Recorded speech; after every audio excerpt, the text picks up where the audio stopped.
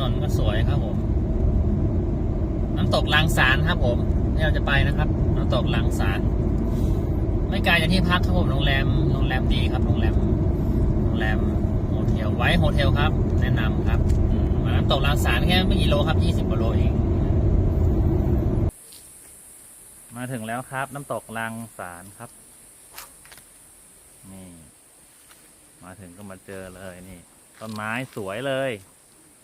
มาถึงก็มาเจอต้นไม้สวยงามน้ำตกนี่เลยแล้วครับน้ำตกลางสารมาถึงแล้วก็ลุยเต็มที่เที่ยวให้สนุกแห่งชาติครับน้ำตกลางสารจังหวัดตากน้ำนี้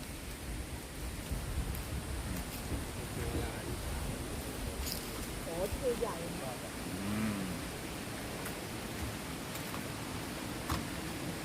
มีดูนกครับดูนกครับดูนกได้ครับนะห้ามนำอาหารและเครื่องดื่มด้วยนะฮะห้ามเอามานะครับหิวก็หากินในน้ำหรือขุดมันเนอะหากินนะฮะโอ้ทางที่ดีนำไปเลยครับรอเห็นเอง มาแล้วครับค่อยๆขึ้นบันไดไปนะครับ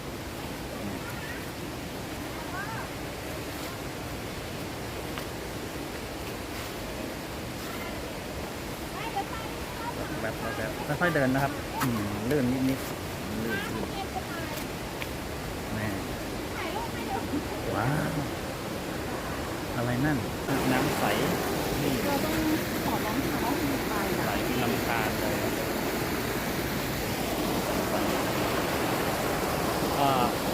ลองไปจุดนี้นะครับตามโอ้อย่างนี้ไม่ได้นะครับสงสัยต้องมาจากจุดนี้ครับแล้วก็ค่อยๆมาโน่นแล้วก็ค่อยๆเดินเล่นไปโน่นโอ้เขาขึ้นไปข้างบนนู้นเลยนะนี่สวยเลยป่าต้นไม้น้ำเป็นทานเลยเป็นไงบ้างครับเย็นค่ะเย็นจน เหนื่อย เมื่อ มาก ไหร่เลยเย็น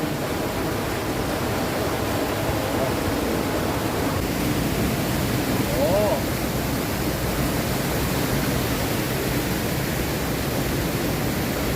อันนี้เหมือนกบเลยเหมือนกบเลย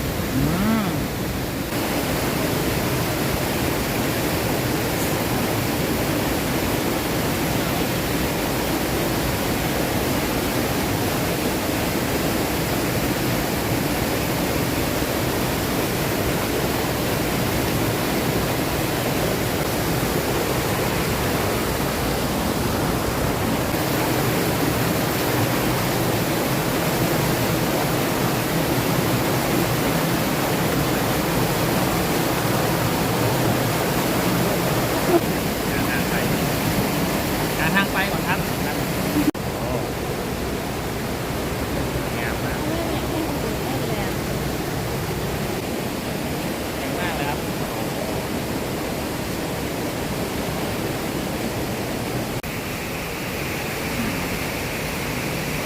น้ำตกลางสารเขามีความสวยงามไปตามธรรมชาติของเขานะครับอยู่ที่จังหวัดตากน้ำใสไหลเย็นดี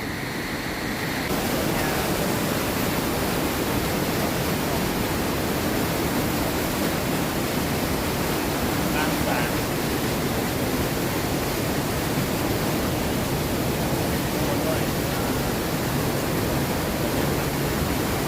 ตกลางสารครับนี่จังหวัดตาก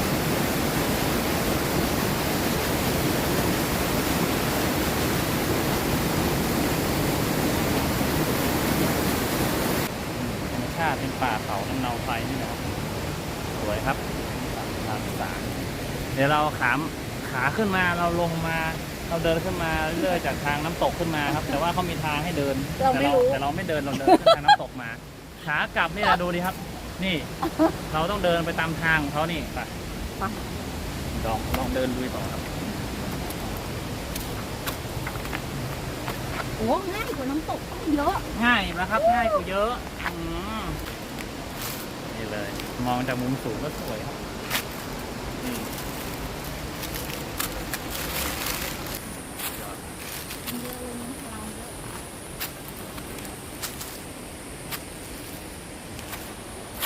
หนทางก็จะเป็นอย่างนี้ครับพิสูจน์กำลัง อ๋อคุณไม่ได้ขึ้นเลย ใช่ครับทางนั้นมันปิด ค่ะ เพราะว่ามันถล่มลงมาเมื่อกี้บอกใช่ ก็เลยเหลืออย่างเดียว โอ้หนทาง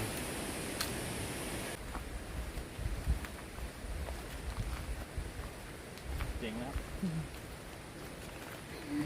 ทางออกซุ้มไม้ไผ่ ทางลงครับ ทางลงจากน้ำตกลังสาขึ้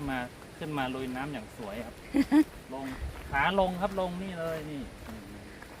ซุ้มไม้ไผ่ ลงไม้ไผ่นะครับค่อยๆเดินนะครับ มันเป็นดิน มันชันมันลาดเลยครับผม เดินไปเลยครับผม อุ้ย เจ๋งอ่ะ ผจญภัยครับวันนี้แบบผจญภัยในป่าสนุกไปอีกแบบครับผม มีรส ขึ้น ชา ทา ติ งน้ำ ลงทางดินครับผม เยี่ยมครับ นี่แหละเขาเรียกว่าการสัมผัสธรรมชาติดูสิ สูดหายใจลึกๆ โอ้เต็มปอด ออกซิเจนครับ มันไม่ใช่เหมือนเที่ยวในเมืองกรุงเนาะมันคนละแบบครับโอ้ดูขาลาดชันลงไปดิโอ้โหเนี่ย โอ้โห อะไรเนี่ย โอ้มีที่พักให้ด้วยอ่ะ เหนื่อยก็ ไป เหนื่อยก็พักนะครับ เหนื่อยก็พักได้ครับ เกินหน่อย เหนื่อยยังเหนื่อยยังไม่เหนื่อยแล้วครับโอ้โหเก่งกำลังเยอะ มีเยอะ กำลังเยอะ